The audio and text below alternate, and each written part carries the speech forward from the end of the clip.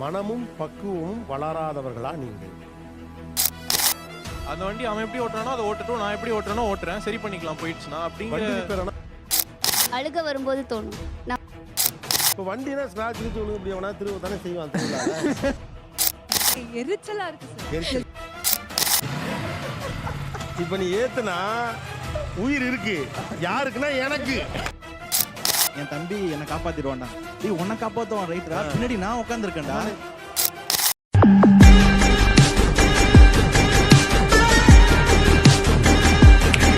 இன்னைக்கு நம்ம ஃப்ளோரே கொஞ்சம் வித்தியாசமாக இருக்குது. சில வருஷங்களுக்கு முன்னால் இப்படி ஒரு ஃப்ளோர் இல்லை, எனக்கு ஞாபகம் இருக்குது. நிறைய வண்டிகள்லாம் நின்றுச்சு. மனிதர்களுக்கு வந்து மொபிலிட்டி ரொம்ப முக்கியமானது. வண்டி வச்சிருக்கிறது, பிடிக்கிறது, பத்திரமா பார்த்துக்கிறது, மெயின்டைன் பண்ணுறது அப்படிங்கிறது ஒன்று. ஓகே, ஒரு சென்டிமெண்ட்டோடு கனெக்டடாக இருக்கக்கூடிய ஒன்று. இன்னொரு பக்கம் அந்த வண்டி மீதே ரொம்ப நெருக்கமாக, அது இன்னொரு உயிரை போல, அதனுடைய பெட் போல.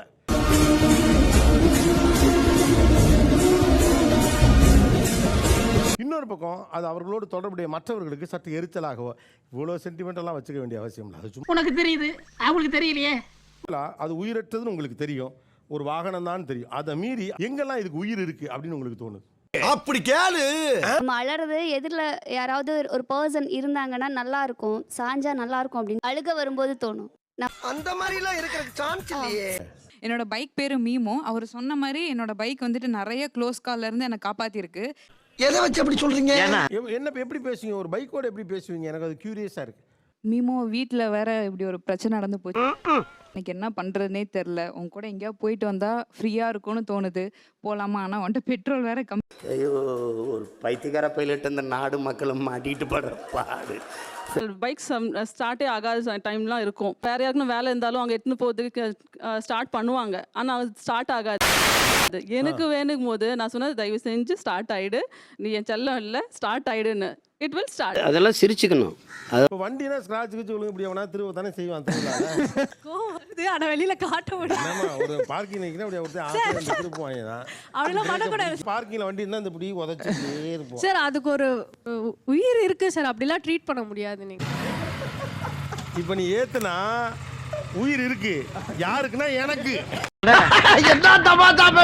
எனக்கு வந்து 6 months பேக் ஆக்சிடென்ட் ஒன்று ஆச்சு. எனக்கு எதுவுமே தெரியல, கத்தவும் முடியல, முள்ளு ஃபுல்லா முள்ளு நடுவில் மாட்டிட்டு இருக்கேன். அந்த இண்டிகேட்டர் எப்படி ஆனாச்சு எனக்கு இது வரைக்குமே தெரியல. அது காப்பாத்து வந்து என்ன தேடிட்டு போயிருக்காங்க சார், 2 3 வாட்டி தேடி இருக்காங்க. நான் கண்டுபிடிக்கவும் முடியல, என்னால கத்தவும் முடியல. இந்த இண்டிகேட்டர் லைட் பிங்க் ஆனதை பார்த்துட்டு தான் ஃப்ரெண்ட்ஸ் வந்து என்ன பிடிச்சி தூக்கி எழுப்பிட்டு போனாங்க. நான் பின்னாடி தான் உட்காந்துட்டு வரேன், ஃபாஸ்டா வரான், ஒரு கட் அடிச்சான் சார். அப்போ என்ன சொல்றானா, என் தம்பி என்னை காப்பாத்திடுவான்டா. டேய் உன்னை காப்பாத்துவான் ரைட்ரா, பின்னாடி நான் உட்காந்துருக்கேன்டா. கேட்குறேன், வண்டிக்கு உயிர் இருக்கு நீங்க நம்புறப்ப கொஞ்சம் அதீதமா கொஞ்சம் வேகமா போட்டுறது வண்டி காப்பாத்திடும். ஏன்னா இந்த வண்டி என்னை காப்பாத்துற வண்டி. ஆக்சிடென்ட் ஆனது கிடையாது சார், இது 7 வருஷம் இது வரைக்கும் ஆக்சிடென்ட் ஆல, ஆனா ஆயிடுச்சு சார். இந்த வண்டி என்னை காப்பாத்தும், இந்த வண்டி இஸ் மை சேவி. ஏன்னா ஒரு 3 பேர் இது மாதிரி சொல்லிட்டீங்க. அந்த ஃபீல் இருக்குதான். எனக்கு எதுவும் அடிப்படவே இல்ல. அது அவன் இன்னும் திருந்தலமாமா. அன்னைக்கும் விழுந்தப்பையும் வண்டி காப்பாத்தல, ஃப்ரெண்ட்ஸ் தான் கூட்டு போனாங்க ஹாஸ்பிட்டலுக்கு. அவங்க தான் வந்து தேடினாங்க, வண்டி வந்து தேடல சார். அப்படிலாம் கிடையாது சார், நான் இன்னமும் பிலீவ் பண்றேன், வண்டி தான் நான் ஸ்கிராட்ச் விழுந்த உடனே அந்த நாள் ஃபுல்லா அவங்க தான் சார் அப்செட் ஆகுறாங்க. ஸோ அது ஒரு மெட்டீரியலுக்காக அதில் ஒரு ஸ்கிராட்ச் விழுந்து யாராவது அதை இடிச்சிட்டாலோ ஒரு நாள் ஃபுல்லா அதுக்கு அப்செட் தேவையாது. அப்படி கேளுங்க, அறிய வரட்டும். சரி, அது ஃபர்ஸ்ட் குழந்தை மாதிரி சார், அதனால ஃபர்ஸ்ட் குழந்தைக்கு வந்து நல்லா நம்ம நிறைய பேம்பர் பண்ணிருப்போம். அது எரிச்சலா இருக்கு சார். உண்மை. ஓ, நீங்க எல்லாருமே எப்படி சொல்றீங்கன்னா வெஹிக்கிள் வந்து என்னோட பெட்டு, அது வந்து ப்ராக்டிக்கலா நிறைய இஷ்யூஸ் இருக்கு அதுல. கார்ல வந்து என் ஃப்ரெண்ட்ஸோட போறப்போ அவங்க வந்து ஃபுட்டு ஓப்பன் பண்ணிட்டாங்க, டேஷ்போர்டில் செப்பலோட கால் வச்சுட்டாங்க சொல்லி நான் ரொம்ப கேஷுவலாக அது எனக்கு பிடிக்குன்றதால அதெல்லாம் பண்ணாதேன்னு சொல்லிட்டேன். ஆனால் அவங்க ஹர்ட் ஆயிட்டாங்க. அவங்க உட்காந்து அதை டிஸ்கஸ் பண்ணி ரிசால்வ் பண்ணிட்டோம். அப்போ எனக்கு புரியுது நம்ம இப்படி பேசக்கூடாது அப்படின்னு. ஆனால் அதுக்கு உள்ள இருந்து தானா வருது.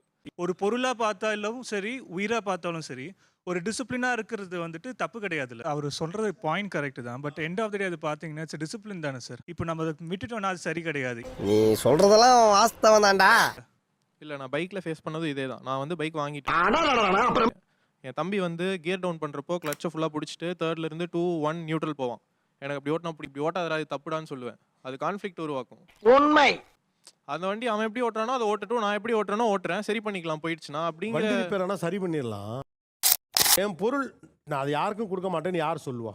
குழந்தைங்க சொல்லுவாங்க, சின்ன குழந்தைங்க சொல்லும் இல்லையா? மனமும் பக்குவமும் வளராதவர்களா நீங்கள்? ஏன் அப்படி கேளுங்க அறிவு வரட்டும் சரி